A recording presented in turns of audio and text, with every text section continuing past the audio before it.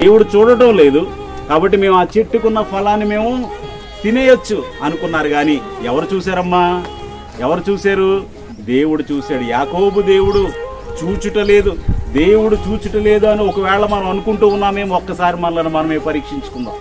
దేవుడు మనల్ని చూస్తూ ఉన్నాడు. మన ప్రతి ఆలోచన ఆయనకు తెలుసు, మన ప్రతి మాట ఆయనకు తెలుసు, మన ప్రతి అడుగు ఆయనకు తెలుసు. మన తల్లిదండ్రులు చూడకపోవచ్చు, మన జీవిత భాగస్వామి చూడకపోవచ్చు కదా, మన ఆఫీసులో మేనేజర్ చూడకపోవచ్చు, ప్రభుత్వం పరిశీలన చేయకపోవచ్చు. కానీ ఎవరు చూస్తున్నారు మనలను? దేవుడు చూస్తూ ఉన్నాడు.